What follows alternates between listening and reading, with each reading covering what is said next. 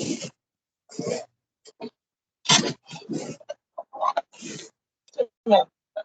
jajan dulu. Tentu dulu. Setahun.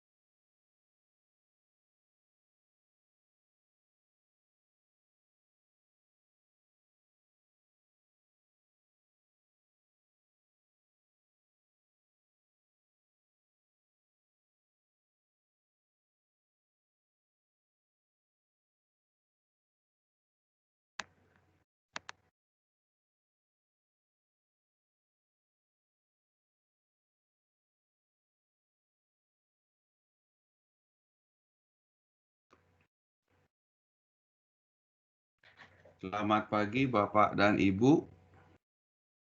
Selamat pagi, Pak. Pagi, Pak. Baik, Pagi, Pak. kita akan mulai kuliah pagi ini, pertemuan ketiga. Jadi materi kita judulnya adalah demand projection. Mungkin banyak istilah yang lebih tepat, tetapi saya mau menggambarkan demand projection ini sebagai proyeksi dari kebutuhan listrik pada khususnya. Nah, apa kaitannya demand projection dengan kuliah kita? Jadi dalam sebuah pasar, mau pasar apapun itu, kita harus tahu demand. Demand-nya ini bisa kita sederhanakan atau kita bahasa Indonesiakan sebagai proyeksi kebutuhan atau proyeksi permintaan. Kalau di pasar kan ada demand and supply, tapi demand adalah permintaan. Ya, pada dasarnya adalah kita akan melihat di sisi yang membutuhkan energi listrik itu. Jadi di sebuah pasar yang betul, dia memang ada demand dan supply. Nah, bagaimana sebuah pasar itu bisa terbentuk? Tentunya harus ada demand. Nah, kalau ada demand, lalu pasar itu akan bergerak dengan menyiapkan supply atau pasokan. Jadi kuliah kita ini ada hubungannya dengan pasar listrik. Nah, permasalahannya adalah dalam kita menghitung kebutuhan itu pasti ada ketidakpastian. Mau pasar apapun itu, mau di mana apapun itu, pasti adanya ketidakpastian. Sekarang contohnya sangat mudah, saya kasih aja kondisi pandemi. Siapa yang tahu ada kondisi pandemi? Nah, begitu ada pandemi, semua demand berubah. Ada demand yang mendadak naik, seperti yang kita lakukan sekarang. Akun-akun akun-akun untuk meeting online seperti ini mendadak naik demand-nya. Siapa yang tahu? Di sisi lain banyak yang betul-betul hilang. Kita tahulah misalnya yang paling terdampak menurut saya seperti bioskop seperti itu. Jadi ada ketidakpastian Tapi tanpa pandemi pun sebetulnya sudah banyak ketidakpastian. Nah, disitulah biasanya muncul strategi-strategi dalam pasar. Makanya ada marketing misalnya, bagaimana caranya memasarkan. Jadi ada ketidakpastian. Di sisi lain, strategi untuk menghitungnya disebut dengan educated guess. Sebenarnya nebak-nebak juga, mau seperti apapun pasarnya, mau secanggih apapun, sebetulnya juga melakukan tebakan.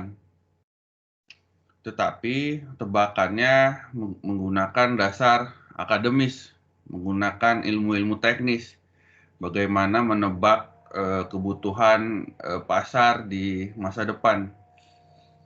Dalam hal ini bagaimana misalnya menebak kebutuhan listrik di 10 tahun mendatang, di 5 tahun mendatang, seperti apa. Nah, itu yang harus dilakukan educated, artinya nggak sekedar ngira-ngira, tapi ada dasar ilmunya. Tetapi ya balik lagi, itu hanya tebakan, hanya guess. Dan tingkat akurasi dari proyeksi demand ini tentunya ada pada kesiapan data pendukung. Baik misalnya data historis atau data-data lainnya.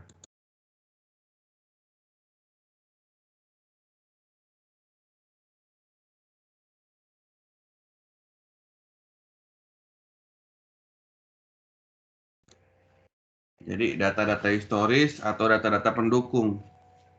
Nah, data pendukung misalnya kalau kita balik ke listrik, nanti saya coba lebih detail di belakang, tapi ini gambaran misalnya listrik, misalnya data pendukungnya apa, perkembangan tarif, perkembangan ekonomi sebuah daerah, perkembangan populasi, jadi itu sebetulnya data-data pendukung. Jadi ya gambaran sederhananya aja. Kalau data populasi cuma ada per provinsi, ya kemungkinan besar kita bisa menebak kebutuhan listrik itu ya per provinsi. Kalau misalnya data populasinya bisa sampai per kecamatan atau bahkan bisa sampai per RT atau desa, ya artinya proyeksi kita harusnya ya bisa sampai ke desa dan sampai ke RT. Jadi itu gambarannya, nggak mungkin kalau datanya hanya provinsi dan datanya besar-besar itu per provinsi, itu nggak mungkin kita bisa memproyeksikan, oh dengan data provinsi saya bisa memproyeksikan ke data sampai ke desa. Itu kemungkinan besar sudah banyak asumsi bagaimana memecah dari provinsi ke desa gitu. Tetapi ya sebaliknya, itu dari gambaran kesiapannya. Jadi masih banyak misalnya jumlahnya, artinya kalau kita mau memproyeksikan 10 tahun, jumlah data historisnya harus 10 tahun juga ke belakang minimal. Jadi jangan hanya menggunakan satu historis. Jadi saya cuma tahu data tahun lalu, tapi saya pengen proyeksikan ke 10 tahun. Nah, udah pasti errornya lebih banyak. Tapi di sisi lain, saya mau punya proyeksi 5 tahun, tapi data yang saya punya 20 tahun. Wah, ini pasti lebih bisa dibuktikan atau lebih akurat. Jadi inilah permasalahan utama dalam proyeksi demand. Nah, tadi sudah saya singgung sedikit, jadi tingkat akurasi dari proyeksi kebutuhan adalah tantangan dalam bisnis saat ini. Jadi mau apapun itu pasti ada tantangan. Nah, permasalahannya adalah di listrik ini adalah kondisi-kondisi yang real time. Jadi begitu akurasinya salah, real time-nya harus disesuaikan. Jadi pasarnya lebih.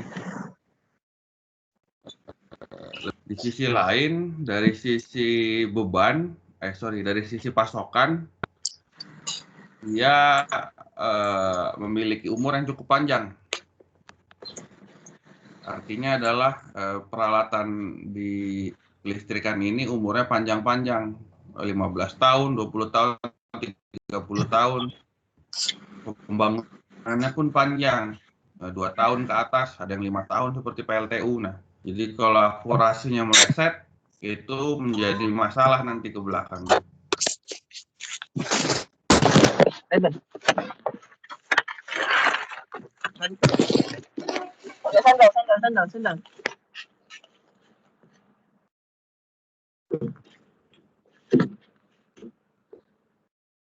Sandal mana? Sandalmu mana? Dalam, kayak itu loh, sana loh. Ah. Sandal. Ambil, pakai.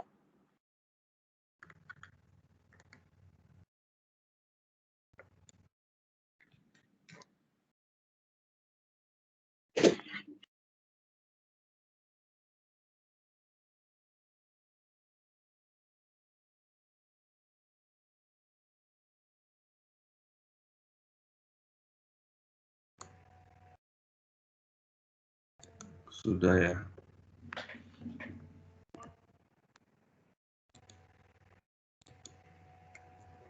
Baik. Lalu efisiensi pun membutuhkan tingkat akurasi. Jadi kalau tadi terlalu banyak, artinya nggak efisien, sehingga tingkat akurasinya tidak menjadi terlalu tinggi. Nah, pada dasarnya adalah kenapa harus menghitung proyeksi demand, tujuannya sebetulnya untuk menghitung supply-nya sebetulnya. Karena disitulah peran pasar, artinya bagaimana produsen mau menyiapkan sesuatu tentunya dari demand-nya sebetulnya, didasarkan pada demand-nya.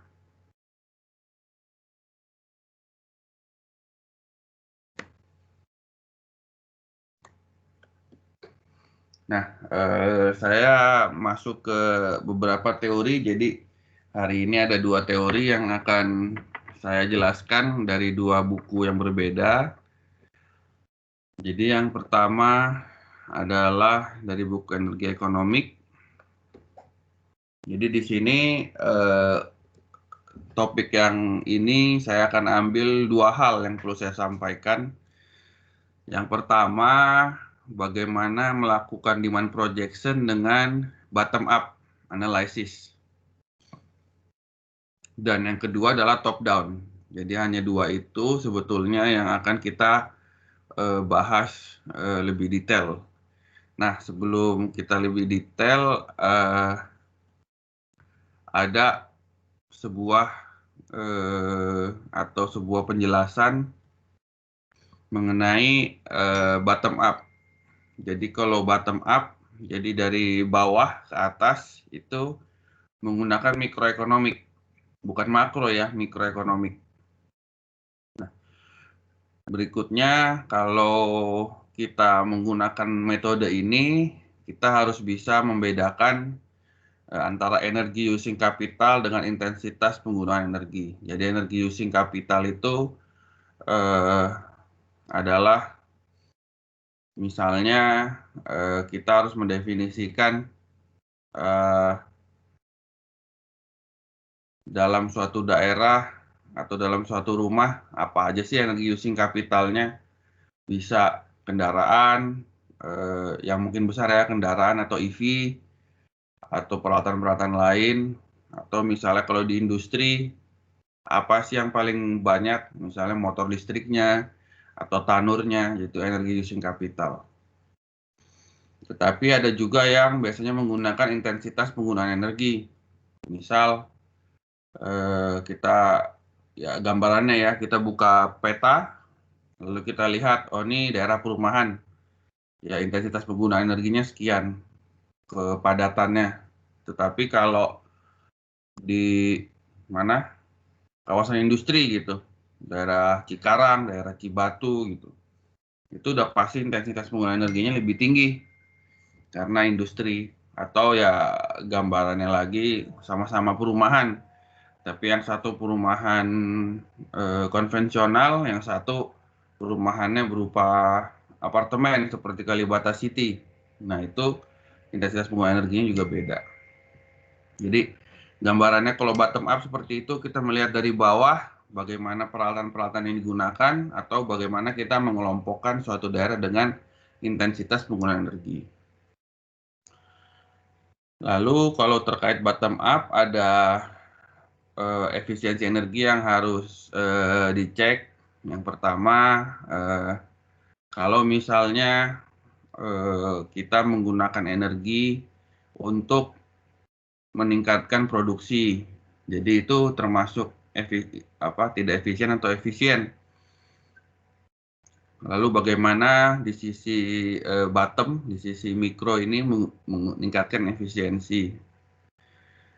Lalu kalau terlalu boros, apakah ada market failure? Artinya pasarnya gagal kalau dari sisi dari sisi pelanggan mulai menghemat. Jadi ini juga salah satu yang saya pribadi garis bawahi.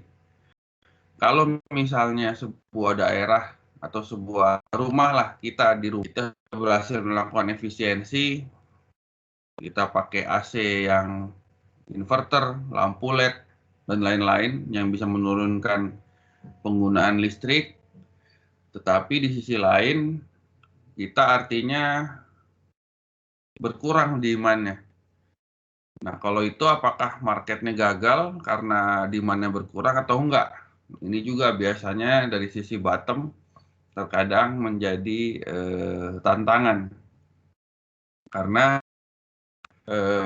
efisiensi sesuatu yang baik, kita tahu dari definisinya pun sesuatu yang baik. Bagaimana kita bisa meningkatkan output dengan input yang sama atau bahkan menurunkan input. Jadi itu salah satu yang harus diperhatikan.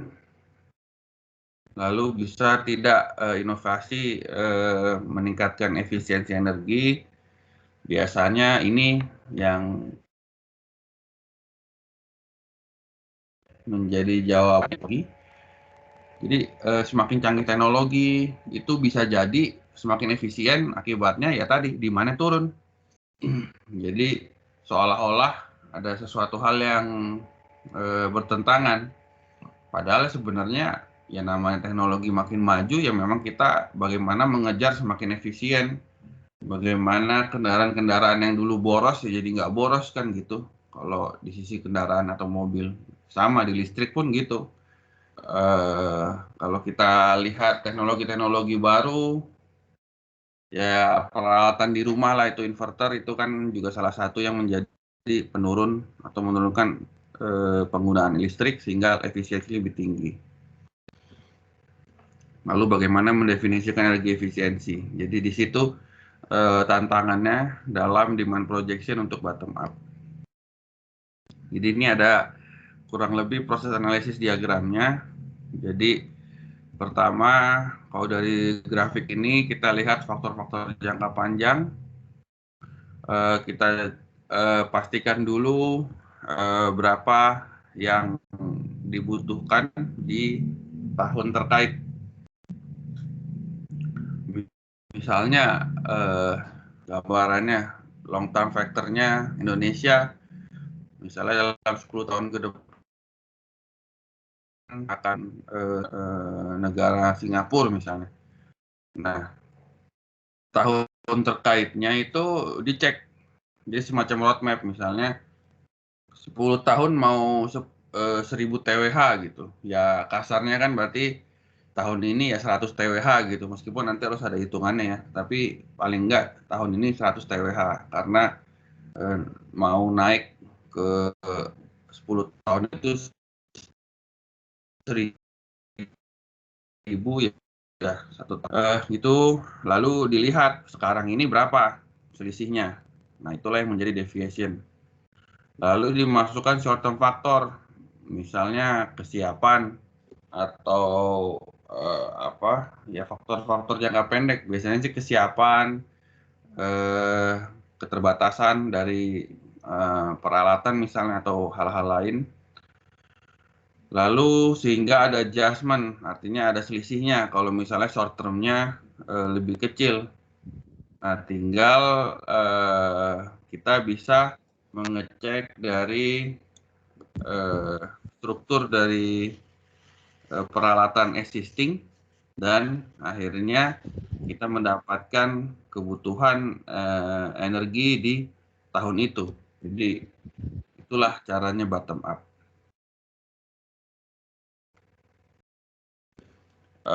Ini gambarannya tadi yang saya bilang. Jadi kita harus mengetahui pengguna akhir. Ya, biasanya dipermudah dengan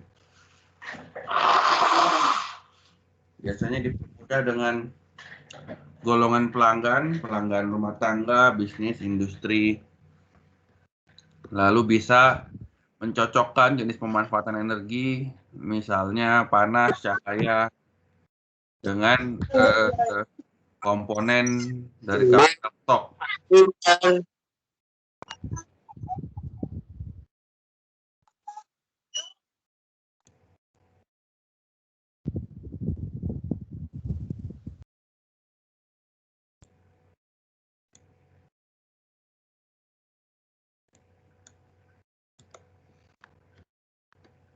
Lalu biasanya dari situ kita menggunakan indikator kebutuhan energi. Misalnya kalau di rumah household, ini karena contohnya luar negeri ya masalah heat.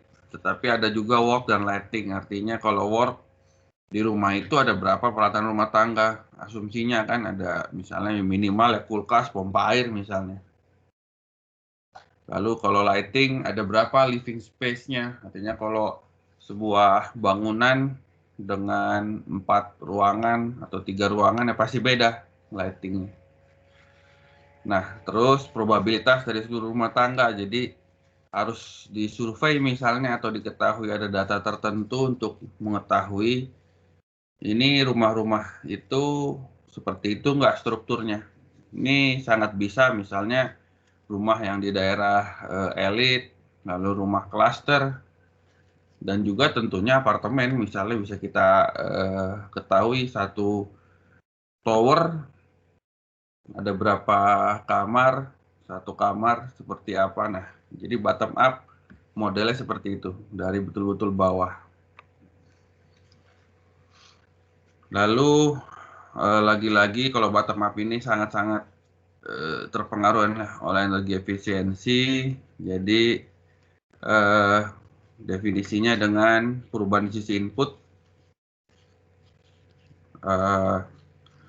Jadi di sini ada informasi kalau misalnya potensinya dengan membandingkan antara akumulasi energi demand yang bisa dikurangi dengan biaya cost of energi. Jadi di sini langsung saya masuk ke contoh PLTU batubara kelas 1000 ya lebih tinggi efisiensinya dari PLTU batubara yang kelas 600. Tetapi bisa juga kondisi itu membatasi penggunaan PLTU kelas 1000. Jadi terkadang efisiensi itu tertahan juga.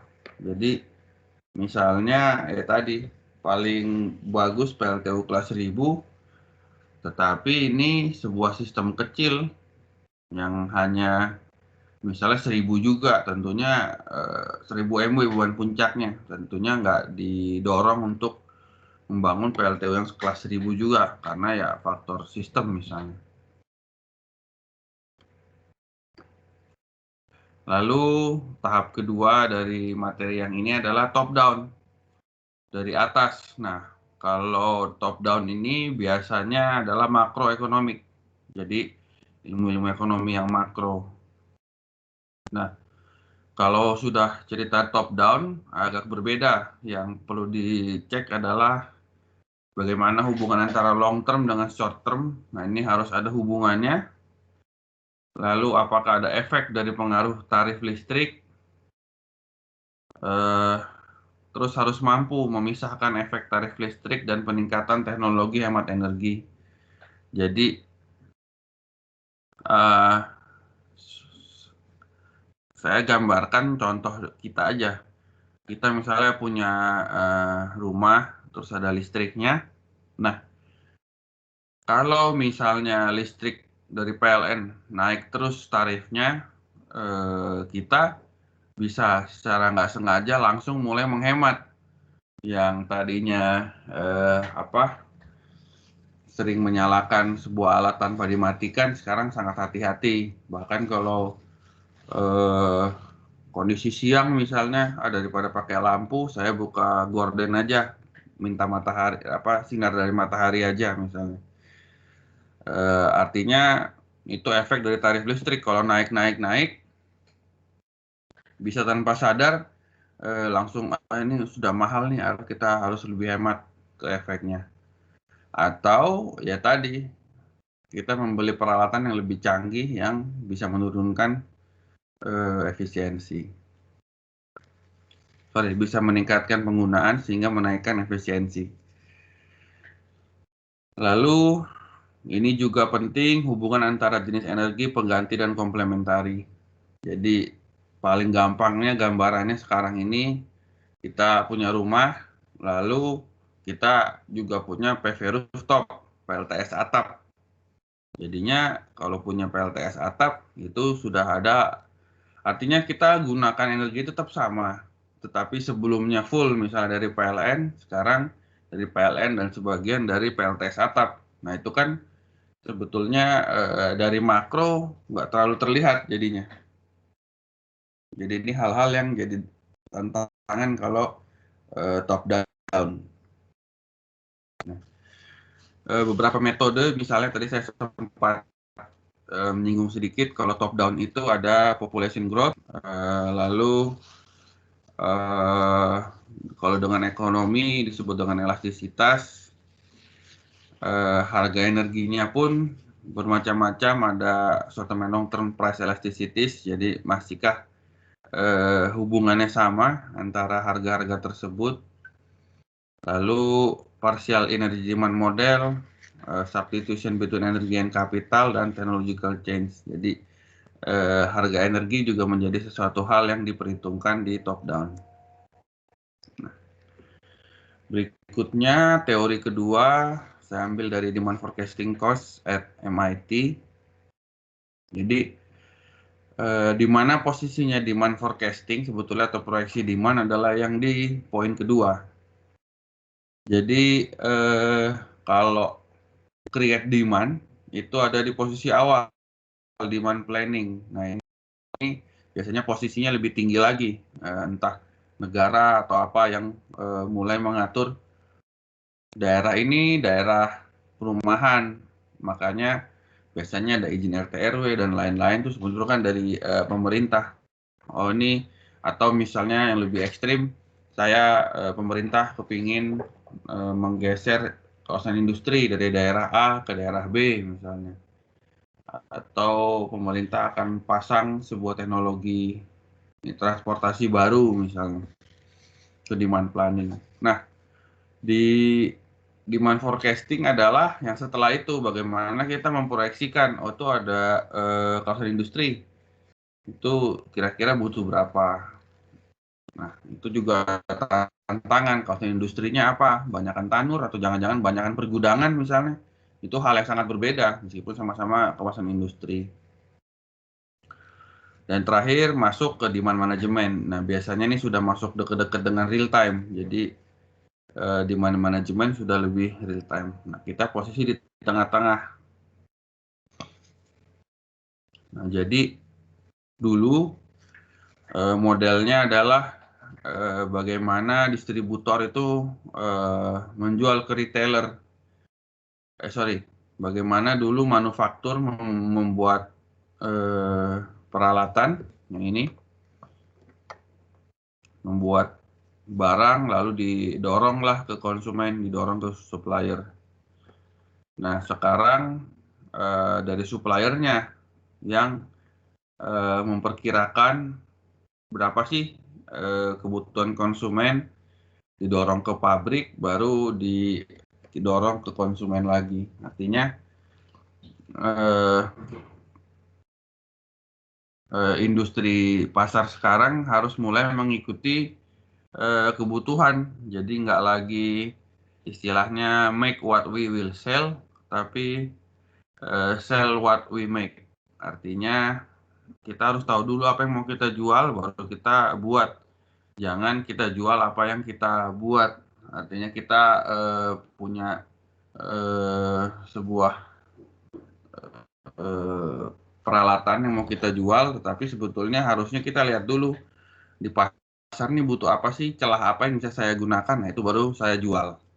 Kondisi sekarang sudah seperti itu. Nah, sehingga forecasting proses ini harus memenuhi beberapa hal. Yang pertama, integrated forecast organization, jadi harus ada komitmen dan accountability dari semua pihak. Jadi integrasi. Jadi bagaimana short term kasih informasi, bagaimana dari long term kasih informasi, harus terintegrasi. Selain terintegrasi pun harus ada single number, artinya semuanya harus pakai satu angka yang sama. Jadi jangan sampai marketing pakai angka lain, terus pabrik atau pabrikasi pakai angka lain, nah ini sudah salah. Jadi itu harus ada single number. Dan forecasting ini jadi salah satu tahapan yang utama. Jadi kalau misalnya di listrik itu ada perencanaan yang kalau kemarin saya jelaskan itu ada day ahead, ada intraday dan lain-lain. Nah itu artinya harus dalam satu proses yang selalu berulang. Jadi dari satu pihak yang menghitung jangka panjang, lalu dilakukan jangka pendek dan seterusnya. Dan harus ada performance measurement, karena ini istilahnya adalah menebak, forecast, harus kita buktikan bahwa yang kita lakukan selama ini angkanya betul. Secara metode ada 4, ada time series, jadi melihat dari history, ada life cycle, jadi dia melihat dari curve yang mana yang paling dekat, atau ada yang cause effect, jadi misalnya kita lihat kalau ada kejadian A berapa beban, kejadian B berapa beban, jadi melihat dari cost-nya, atau yang pakai kemampuan manusia yang menggunakan opini. Nah, secara demand di sini digambarkan tadi di awal saya sebut dengan uncertainty. Nah, ini uncertainty yang sebetulnya didefinisikan. Misalnya ada perubahan-perubahan terhadap musim. Jadi uncertainty-nya bisa kita ikuti. Jadi mungkin gambaran paling gampangnya seasonal itu di Indonesia mendadak kenapa tahun ini lebih panas daripada tahun lalu, sehingga listrik untuk AC naik, artinya kebutuhan listriknya naik gitu. Jadi ini gambarannya, dan meskipun sudah didefinisikan tetap saja ada yang unknown, artinya nggak diketahui nih yang bikin perhitungannya jadi meleset. Nah, ini ada gambarannya. Kalau bottom up kita lihat dari entity naik ke agregat. Nah, kalau top down agregat ke entity. Nah, yang benar adalah ternyata dua-duanya. Bottom up dulu, baru di follow up by top down. Jadi ini ada gambaran bahwa tadi contoh top down dan bottom up bukan pilihan, tapi malah menjadi sesuatu yang saling melengkapi. Lalu ini ada demand planning, informasi saja, jadi ada product decision, pricing decision, promotional decision, dan place. Ini biasanya di sisi demand planning. Lalu kalau demand planning itu merencanakan beban itu, di sisi supply-nya, tadi saya sempat singgung sedikit, tetapi ini secara poin-pointernya ada visibility dari supply-nya, kita pelajari berikutnya. Lalu profitability analysis, artinya untung nggak kalau kita pasok daerah situ, itu juga menjadi tantangan biasanya. atau supply opportunity based plan, dan jointly optimized supply and demand plan. Jadi ini adalah isu-isu yang harus dipertimbangkan di sisi pasokan kalau kita menggunakan demand planning. Jadi kita bisa menggunakan supply side management atau demand side management. Di sisi supply side, tujuan utamanya dari semua hal yang ada di situ, kita harus meminimize cost and inventories. Tapi di sisi beban adalah maximize revenues and margin. Jadi ini demand management. Jadi saya coba menjelaskan dengan yang lebih sederhana. Jadi demand projection ini saya contohkan seperti ini. Jadi kalau ada satu keluarga, anggotanya cuma 2 orang, suami dan istri. Misalnya secara statistik satu harinya perlu beras 1 on. Maka bisa kita katakan kebutuhan beras 1 on terhadap populasi 2 orang. Nah, kalau misalnya populasinya jadi 4 orang, maka bisa kita katakan kebutuhan berasnya menjadi 2 on.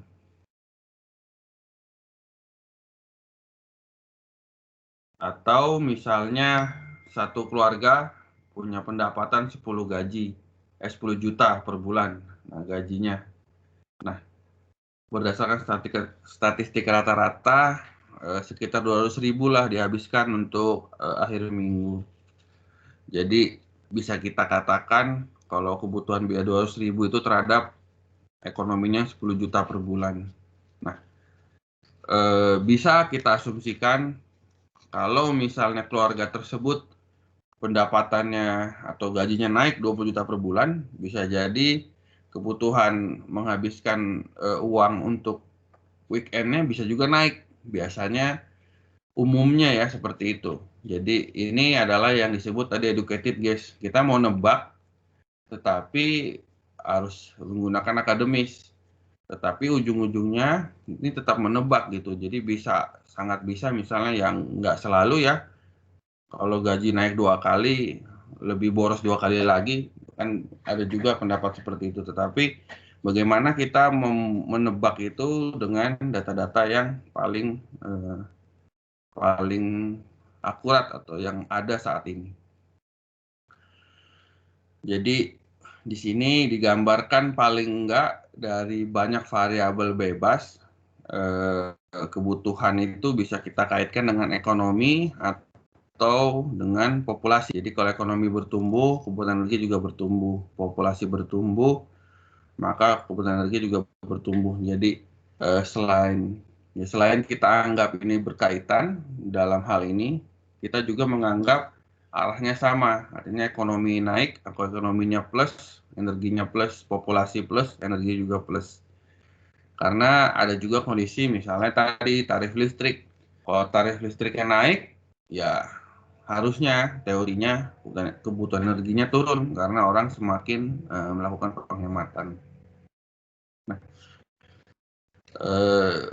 tadi contoh sebelumnya adalah statistik yang sangat sederhana, tetapi secara realnya memang menggunakan statistik, tetapi statistik yang lebih detail. Jadi dari 3 ini, trend projection, barometrik, ekonometrik, semuanya bisa digunakan, tetapi melakukan atau melihat dari sumber data yang ada, kondisi datanya seperti apa. Nah, yang pertama yang paling sederhana dengan trend projection. Jadi kalau kita cuma punya satu data, jadi satu datanya ini adalah data historis. Kita mau memproyeksikan data beban 10 tahun ke belakang, 10 tahun ke depan, dengan ada data hanya beban tadi juga 10 tahun ke belakang. Jadi kita hanya punya single data, yaitu data beban. Kita memproyeksikan beban dengan data historis beban. Jadi kita menggunakan tren. Kira-kira trennya gimana? Linear kah? Kuadratik lah, dan lain-lain. Jadi di sini ada satu informasi bahwa kalau trend projection ini bagus kalau untuk yang sudah stabil. Kalau produk-produk baru sulit. Nah, produk baru itu sulit itu seperti apa? Misalnya di listrik aja. Bagaimana kita bisa men-trend projection penggunaan mobil listrik atau motor listrik? Itu agak sulit. Kecuali kita sudah punya banyak data, sudah stabil dengan penggunaan mobil listrik, kita bisa dengan trend projection. Tetapi kalau nggak ada, kita harus menggunakan metode lain untuk memproyeksikan penggunaan mobil listrik misalnya. Lalu barometrik menggunakan event. Jadi ya paling gampangnya kalau event itu paling sering digunakan untuk misalnya Lebaran. Jadi kalau tahun ini Lebaran tanggal berapa, ya kita cek tahun lalu tanggal berapa.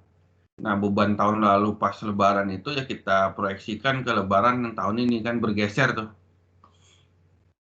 Dan juga misalnya musim-musim, misalnya musim panas itu kalau di Indonesia lebih panas sehingga cenderungan jadi gambarannya seperti itu yang barometrik kita melihat dari event-event.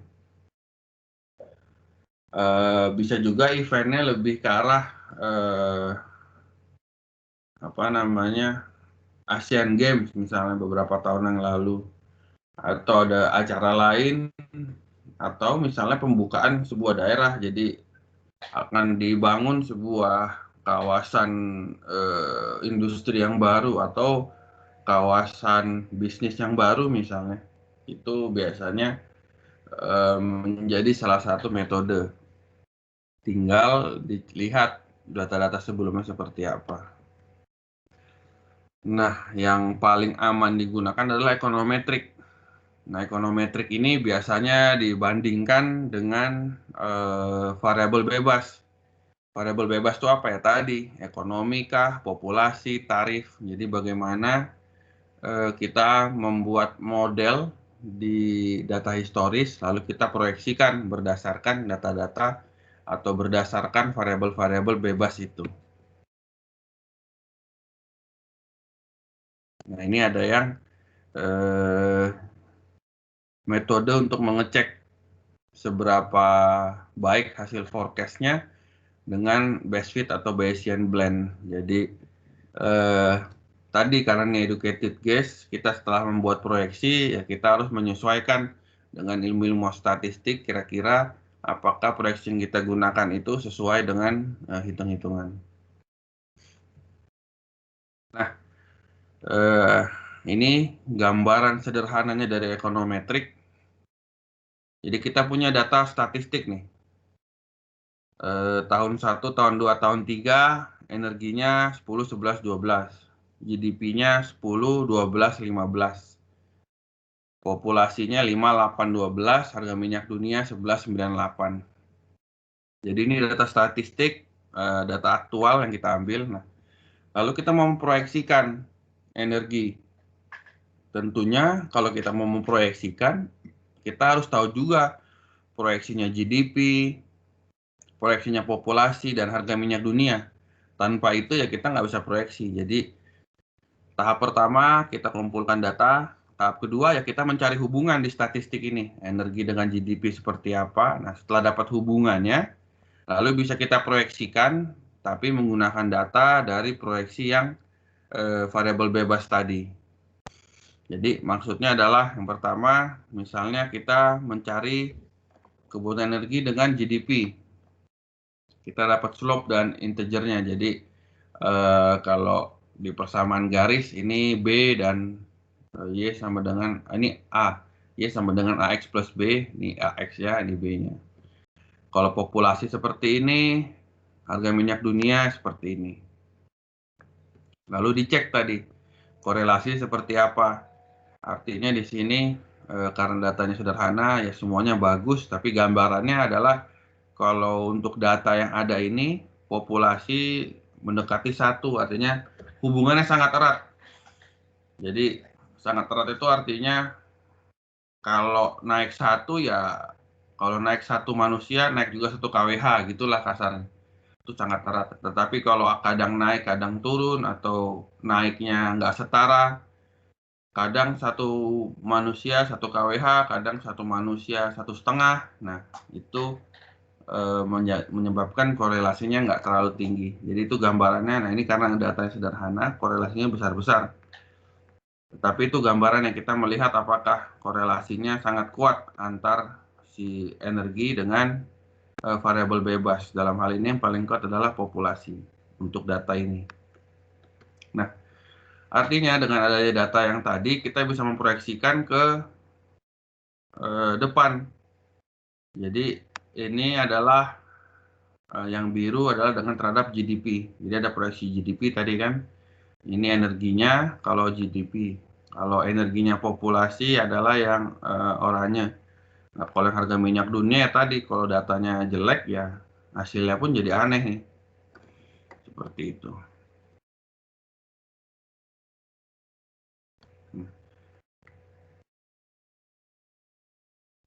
Nah, terkait perhitungan real, ya tadi contoh yang sederhana, perhitungan real, misalnya ada data realisasi dari tahun belakang sampai tahun 2015, ada beberapa titik KWH terhadap beberapa data nih, entah PDRB, populasi, rasio elektrifikasi, tarif, dan lain-lain.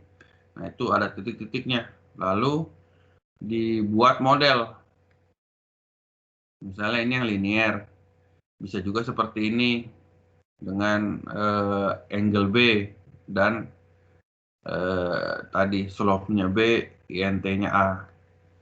Nah, dapatlah sebuah persamaan. Nah, kalau tadi saya contohnya satu-satu, nah kalau di real-nya menggunakan multiple variable. Jadi persamaannya seperti ini. Y sama dengan A plus B1 X1 plus B2 X2. Jadi tergantung nih X-nya mau sampai berapa.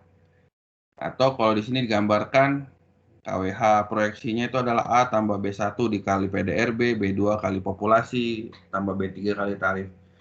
Nah, B dan A-nya ini yang dicari dari historis. Setelah itu ya bisa kita lihat yang merah proyeksinya seperti ini, yang hijau seperti ini. Atau bisa juga bentuk lain seperti ini kalau pakai eksponensial. Jadi bagaimana kita memfitkan data historis terhadap model. Nah, setelah modelnya dapat, baru kita bisa memproyeksikan. Jadi itu idenya adalah bagaimana melakukan proyeksi. Ini ada perhitungan di Indonesia seperti ini dan dikaitkan antara pertumbuhan energi jual dengan pertumbuhan ekonomi. Nah, di sini tadi saya sempat sebut elastisitas, artinya hubungannya antara energi dengan ekonomi.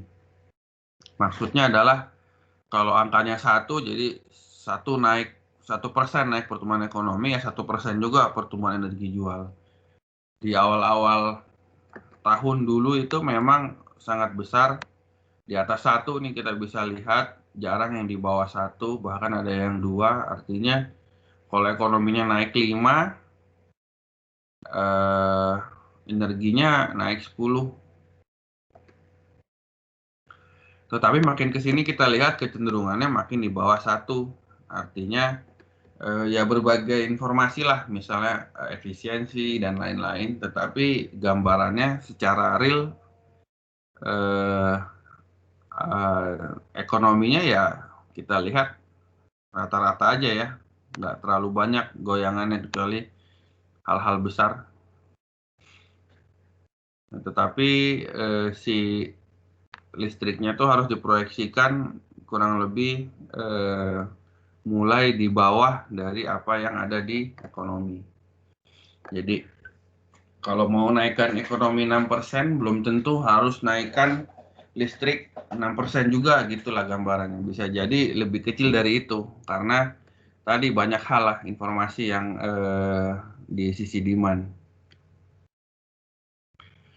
Di luar negeri pun dilakukan seperti ini, tetapi gambarannya dibuat dengan per daerah dan tahunnya cukup panjang, jadi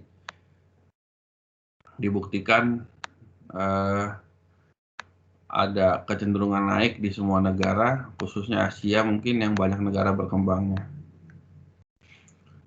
Lalu di sini juga digambarkan bahwa negara-negara yang berkembang ke belakangnya akan menggantikan listrik negara-negara OECD, negara-negara maju. Jadi negara-negara maju itu rata-rata sudah mulai stuck dengan pertumbuhan energi. Di beberapa negara kayak Jepang gitu bahkan sudah hampir nol pertumbuhan energinya. Tapi yang negara maju biasanya masih membangun, nah ini masih naik. Lalu satu hal yang menarik adalah kalau suka rame dibahas industri 4.0 gitu kan, disruptif dan lain-lain, itu ternyata kita beruntung di listrik, malah semuanya beralih ke listrik. Jadi di sini digambarkan bahwa inilah kondisinya dulu, lalu ya kita anggap sekarang lah 2002 mewakili sekarang. Nah, kedepannya bahkan sampai transport pun dan industri akan menggunakan listrik juga nanti. Jadi sangat-sangat bisa ditarik. Lalu ada satu kecenderungan lagi kalau dari sisi demand ini yang perlu diperhatikan adalah perubahan dari centralized ke decentralized. Jadi bagaimana ya kondisi sekarang lah ya di Indonesia itu seperti yang kiri ini. Jadi ada pusat-pusat pembangkitan kan, ada pusat pembangkitan yang isinya PLTU semua, PLTG, PLTA skala besar gitu.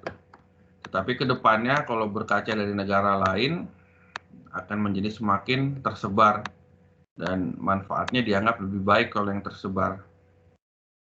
Tersebar itu artinya ya kalau kita punya suatu daerah itu ya kita usahakan dipasok dari daerah itu sendiri. Nah, ini adalah inti dari kuliah hari ini. Kita harus mampu melakukan analisa proyeksi kebutuhan energi. Analisanya ada dua.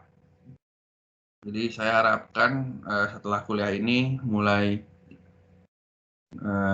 memahami dan mulai apa istilahnya ya, mulai berpikir dari sisi kebutuhan energi. Nah, bagaimana cara analisanya? Ada dua, kualitatif dan kuantitatif.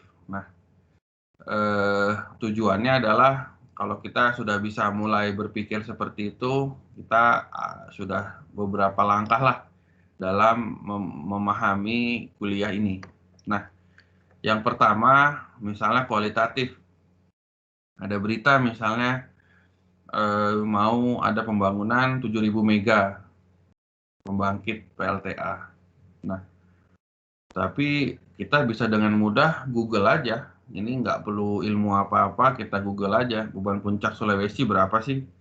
Bagaimana caranya membangun 7.000 mega untuk sebuah beban yang hanya 1.800. Jadi kita harus mulai menghitung, menganalisa. Karena ini kalau di pasar ya seperti itu. Nggak bisa kita maksakan menjual barang yang memang tidak ada demand-nya gitu. Ya kecuali ya memang tadi demand-nya ya mendadak berubah karena tren, bisa juga mendadak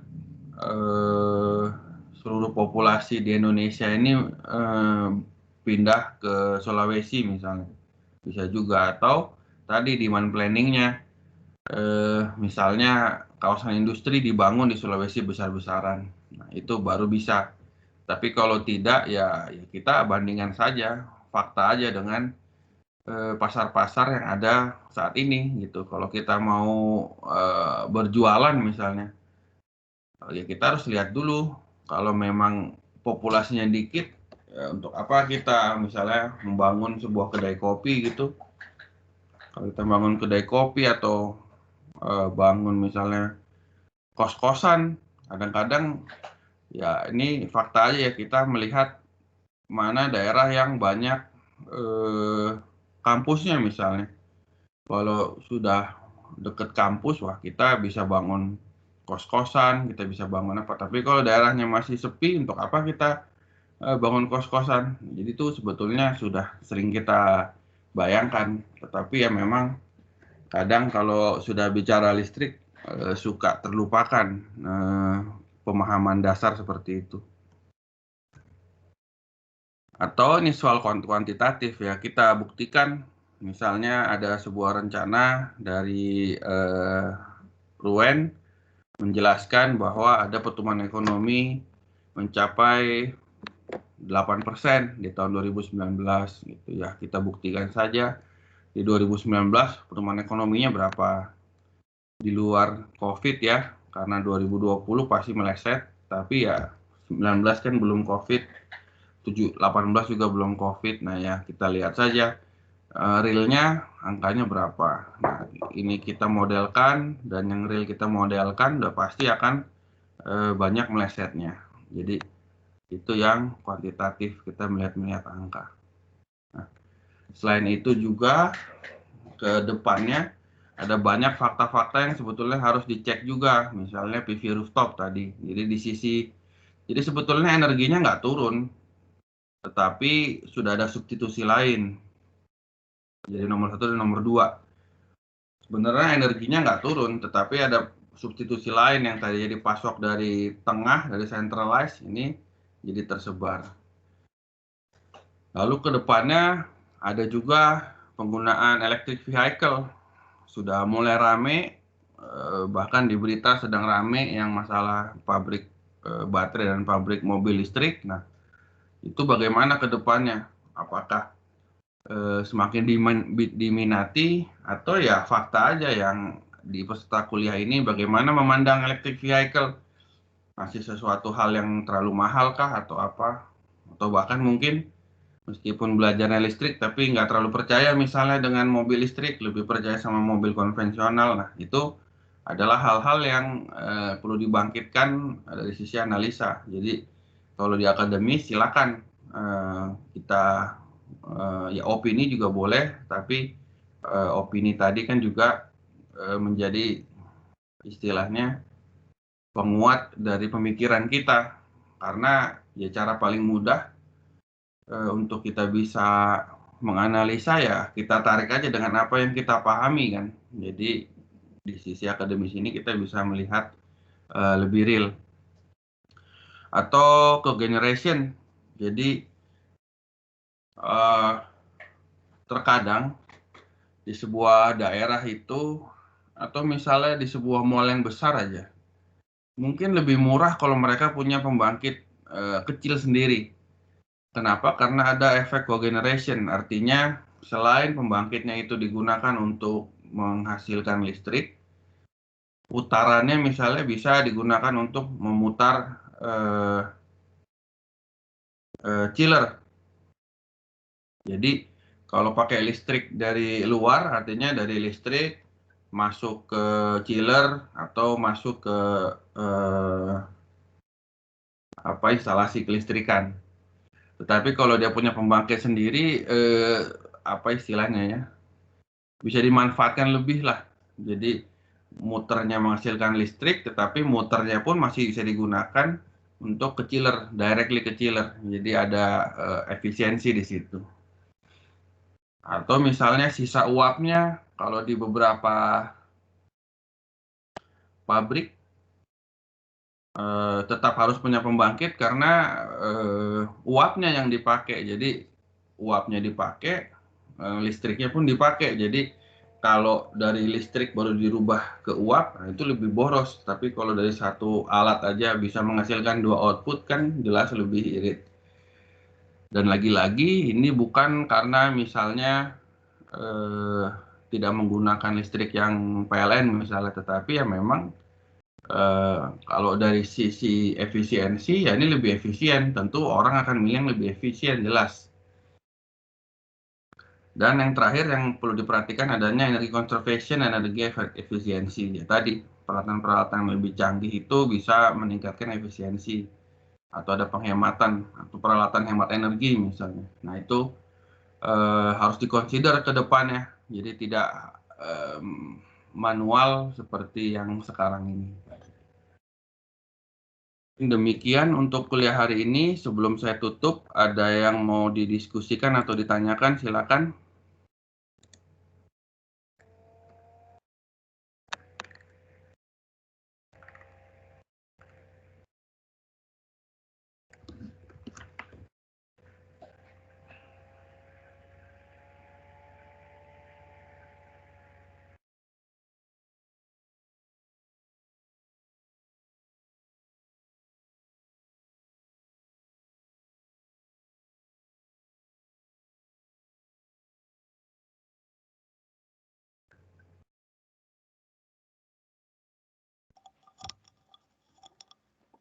Pak, izin bertanya Pak.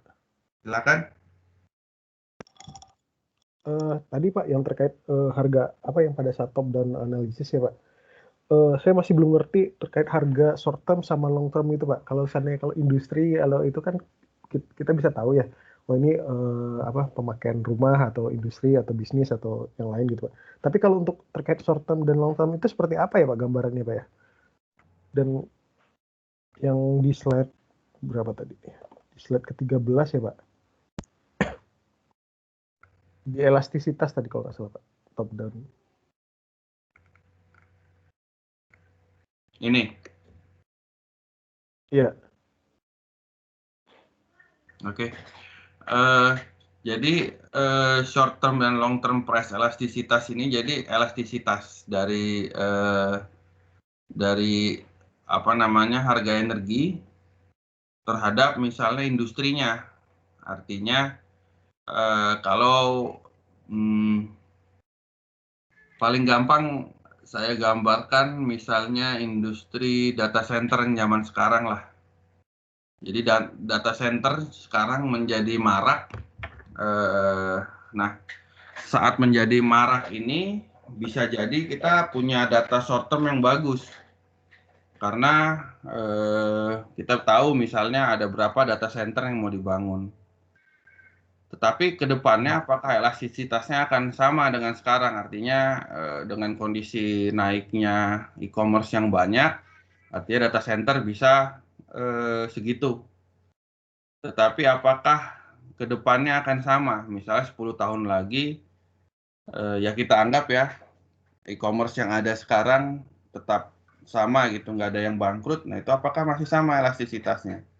Jadi elastisitas itu biasanya hubungan antara hubungan antara dua variabel. Nah di sini price dengan industrinya. Ya gambaran paling gampang tadi data center. Kalau misalnya saya kasih gambaran tekstil atau tanur gitu ya, mungkin price elastisitasnya short term dan long term nggak terlalu beda. Mungkin itu yang tadi dibayangkan. Tapi saya coba ambil contoh yang data center tadi. Bisa jadi ke depannya nggak sama lagi ya, macam-macam. Ya mungkin kalau baca berita kadang-kadang kita lihat ada beberapa e-commerce yang merger atau ada beberapa e-commerce yang dibeli oleh e-commerce internasional misalnya. Nah itu yang tadinya kita lihat harga energinya mahal misalnya karena di Indonesia semua, tapi misalnya jadinya banyak di Vietnam yang lebih murah, atau karena ditarik internasional jadinya lebih mahal di sana. Nah itu gambarannya Pak, short term dan long term elastisitas. Ini berarti sebenarnya berpengaruh terhadap teknologi juga ya Pak ya, kalau perkembangan teknologi. Ini kita kembali saya pada saat Bapak menganalogikan ke data center.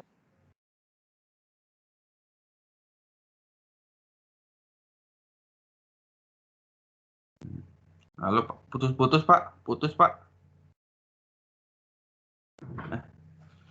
Atau saya yang putus?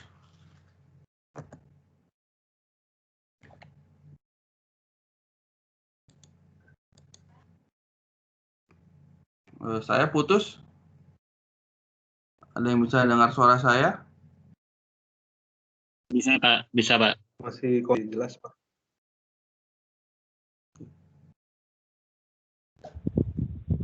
bisa Pak. Tadi pertanyaannya, sorry Pak, bisa diulang, sempat putus. Suara saya masih kedengaran. Sekarang dengar ya, silakan. Cek. Ya.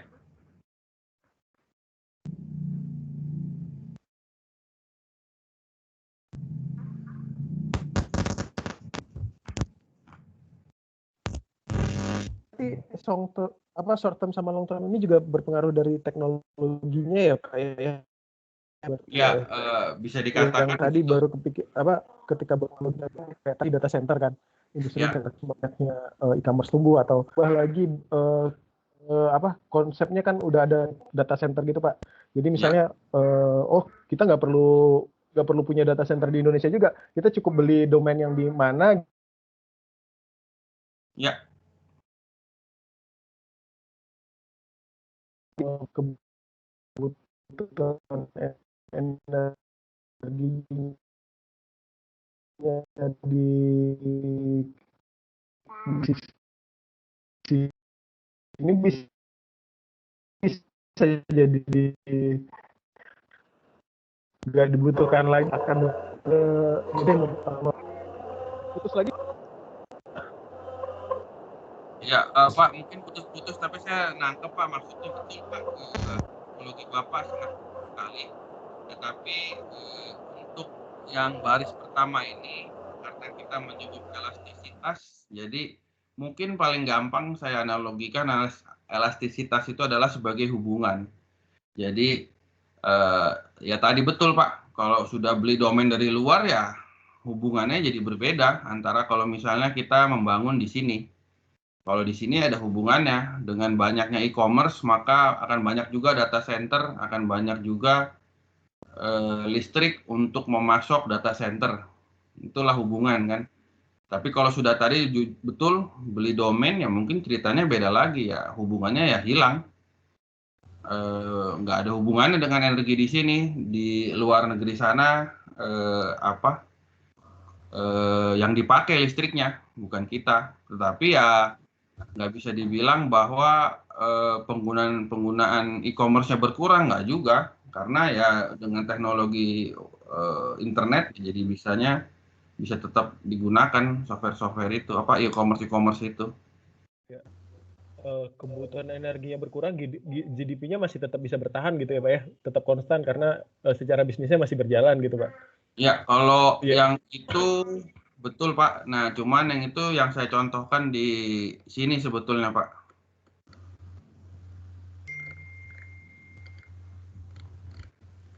Nah ini yang saya contohkan.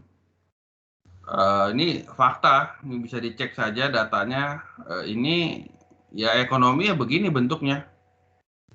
Ya rata-rata lah plus minus, kecuali ada hal-hal besar seperti sedang mungkin COVID lah ya, nanti di 2020 ini harusnya nggak segini nih. Cuman pada dasarnya flat aja ekonomi. Tetapi energi listriknya bisa makin berubah.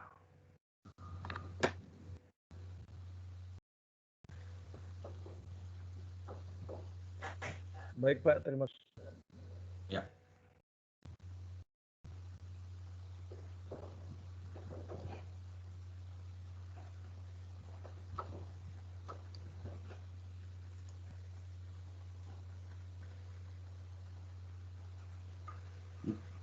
Baik Bapak Ibu, kalau sudah tidak ada pertanyaan lagi, kita tutup kuliah hari ini. Minggu depan kita tidak ada meet ya, tidak ada meet karena saya ada kegiatan. Tidak ada meet karena saya ada kegiatan. Saya akan kirim materi juga biasa hari sebelumnya atau di hari H. Mohon dipelajari. Kalau memang ada yang ditanyakan, bisa langsung ditanyakan di Teams ini dengan fitur chatnya, atau bisa ditanyakan ke Meet berikutnya, di kemungkinan besar di 2 minggu mendatang. Mungkin itu dari saya. Terima kasih. Selamat pagi. Pagi Pak. Selamat pagi Pak. Terima kasih. Terima kasih Pak. Selamat pagi Pak. Pagi Pak. Pagi Pak.